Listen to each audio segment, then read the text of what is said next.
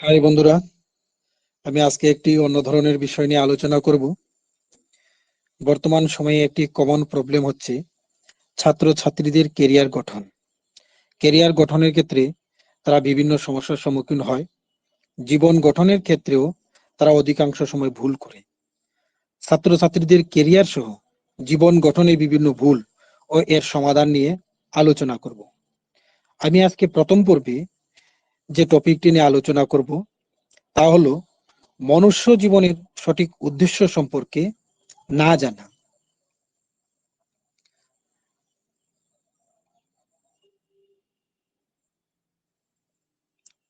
আমরা মানুষ হয়ে জন্মগ্রহণ করি।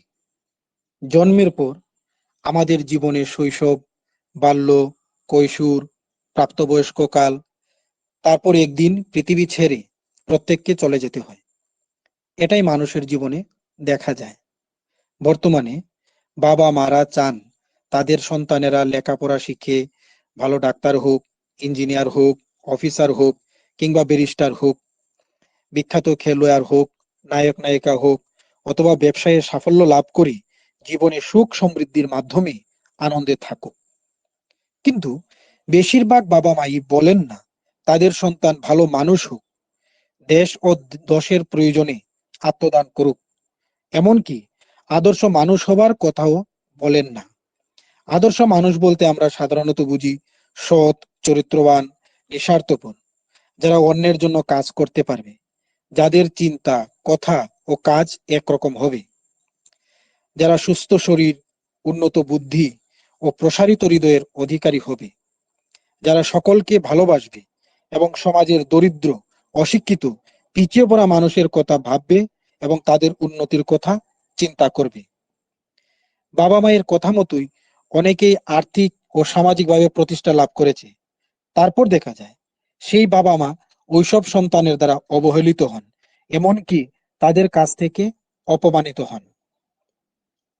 এইসব ছেলে মেয়েদের মধ্যে মানবিক গুণগুলো, যেমন সাহসিকতা, শালীনতাবোধ, ভক্তি, শ্রদ্ধা, বিনয়, সহযোগিতা, সহানুভূতি, সততা, ধৈর্য, আত্মসংযম, শিষ্টাচার, আত্মশ্রদ্ধা, আত্মবিশ্বাস, আত্মনির্ভরতা, আত্মমর্যাদা প্রভৃতি বিকশিত হয় না।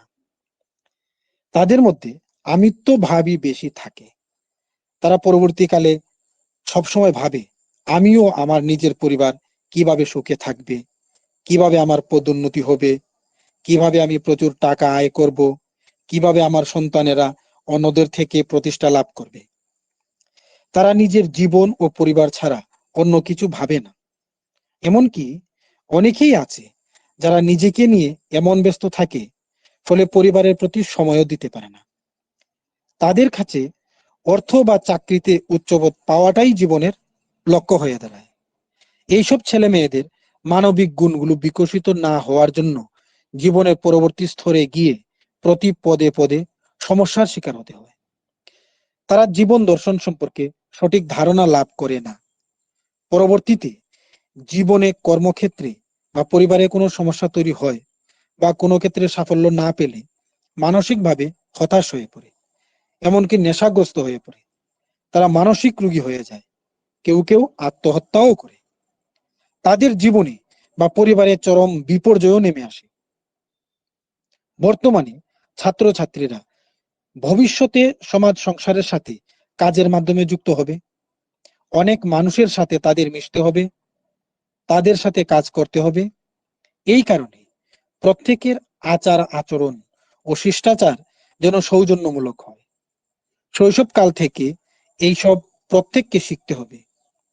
শৈশবে মনের উপর যে ছাপ পড়ে তাই প্রত্যেকের ব্যক্তিত্বের গভীরে প্রবেশ করে ভাবনা, চিন্তা ও কল্পনাকে গড়ে তোলে। তাই প্রত্যেক ছাত্রছাত্রীর শৈশবকাল থেকে সব থেকে মূল্যবান কাজ হলো নিজের জীবনটা তৈরি করা, যাতে জীবনটা ও চরিত্রটা ঠিকভাবে গড়ে ওঠে।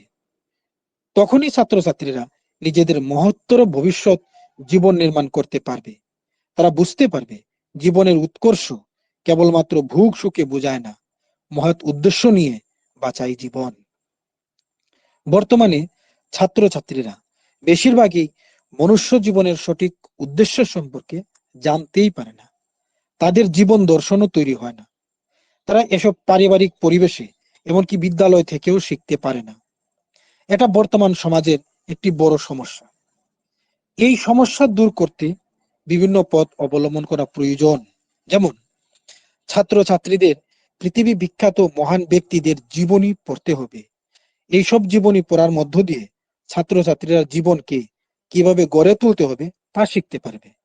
যেমন বিবেকানন্দ, বিদ্যাসাগর, নেতাজি, ক্ষুদিরাম, এপিজে আব্দুল কালাম, ডক্টর সর্বপল্লী রাধাকৃষ্ণন, বিধানচন্দ্র রায়, জগদীশ চন্দ্র বসু, আচার্য প্রফুল্লচন্দ্র প্রমুখ মানুষের জীবনী পড়লে প্রত্যেক ছাত্রছাত্রী একটি নতুন জীবন দর্শন পাবে। কিভাবে চরিত্র গঠন করতে হয় তার একটি দিশা লাভ করবে।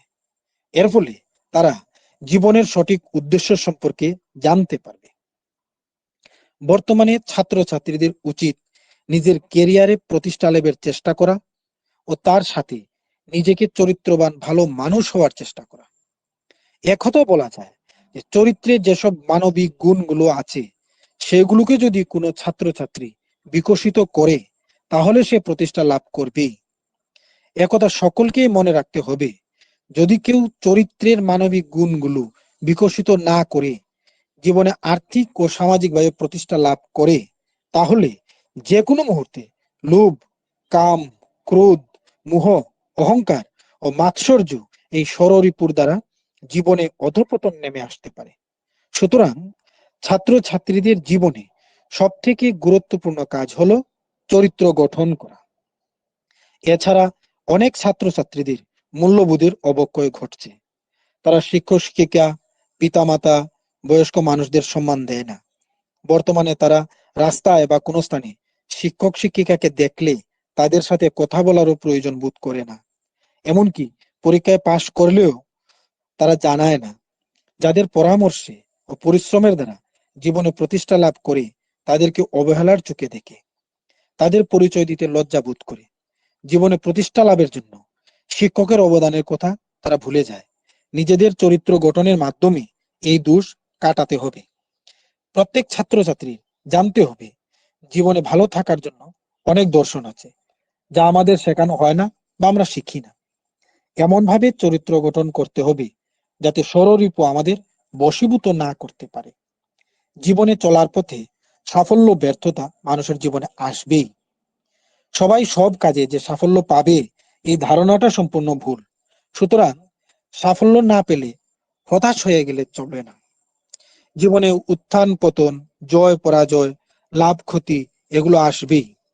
পৃথিবীতে যেমন দিন রাত হয়, নদীতে যেমন জোয়ার ভাটা হয়, তেমনি মানুষের জীবনেও ভালো মন্দ ঘটনা ঘটবেই। এটাই প্রকৃতির নিয়ম। এই বাস্তবতাকে সকলেরই মানতে শিখতে হবে।